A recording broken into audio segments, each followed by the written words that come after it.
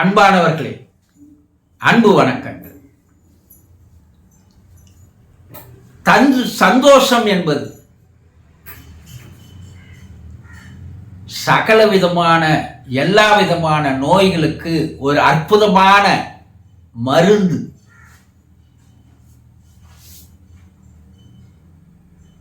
மருத்துவர்கள் உடல்நிலை சரியில்லை என்றால் என்ன செய்யறாங்க? ஒரு வாரம் ஓய்வெடுங்க, உங்கள் உடல் தேரும், உங்கள் உடல்நிலை குணமாகும், சகஜ நிலைக்கு வரும் என்று கூறுகிறார்கள் இல்லையா? ஓய்வு என்பது என்ன? ரெஸ்ட் என்று சொல்கிறோம். எதற்கு?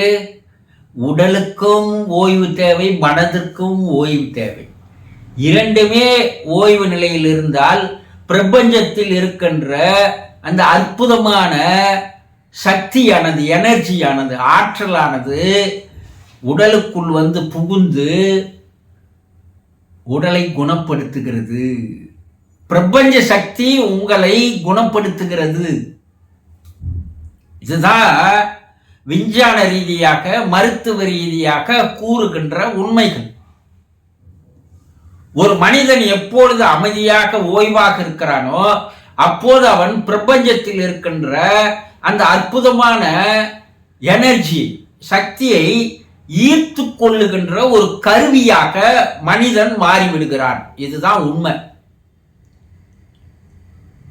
உங்கள் மனம் எதையோ நினைத்து கொண்டிருந்தால் உங்கள் உடல், மனம் என்ற அந்த அற்புதமான கருவி பிரபஞ்ச சக்தியை தனக்குள் ஈர்த்து கொள்ள தவறிவிடுகிறது.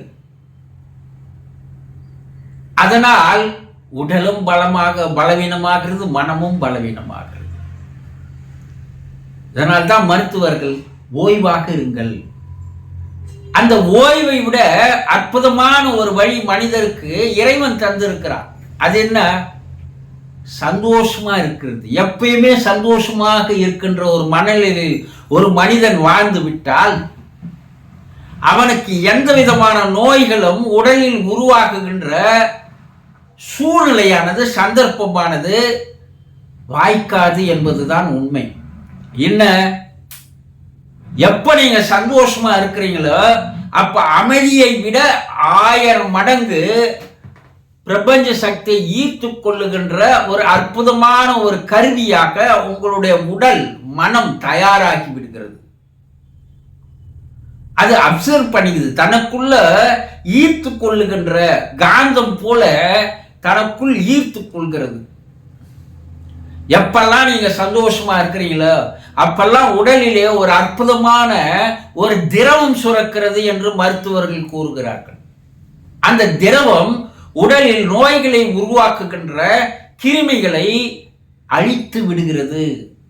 அழித்து விடுகின்ற மருந்தாக அது மாறுகிறது. இது விஞ்ஞானத்தால் தரக்கூடிய மருந்து அல்ல, இறைவனே பிரபஞ்சம் மூலமாக உங்களுக்கு தருகின்ற அற்புதமான மருந்து, மருந்து.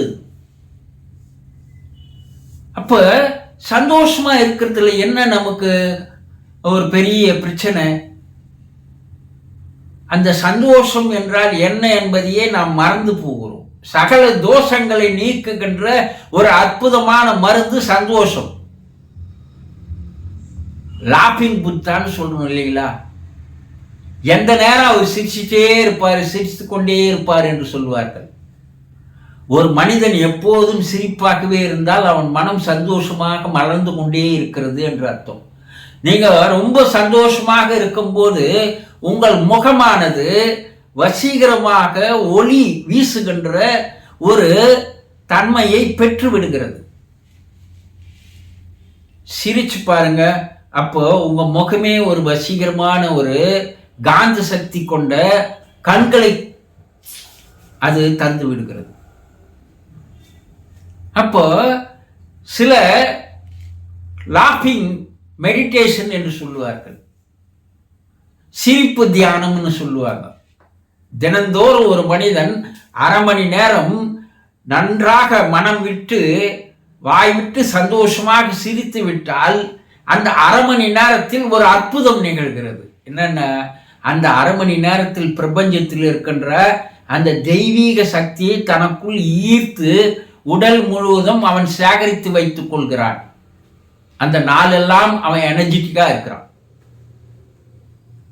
அப்போ சந்தோஷமாகவே இருப்பதற்கு நாம் பழக்கப்படுத்தி கொண்டால் உடலில் நோய்கள் உருவாகாது. உருவாகி இருக்கின்ற நோய்களும் படிப்படியாக குணமடைந்து அது நம்மை விட்டு விலகி போகிறது என்று இன்றைய விஞ்ஞானிகள் மருத்துவர்கள் கூறுகிறார்கள். சந்தோஷம் என்பது எல்லா நோய்களும் வராமல் தடுக்கின்ற ஒரு அற்புதமான மருந்து. நோய்கள் வந்திருந்தால் அந்த நோய்களை உடனடியாக நம்மை விட்டு விலகி போகச் செய்து நம் உடலையும் மனதையும் குணப்படுத்துகின்ற ஒரு அற்புதமான மாமருந்து. அதனால்தான் நான் எப்போதும் சந்தோஷம் என்று சொல்வேன்.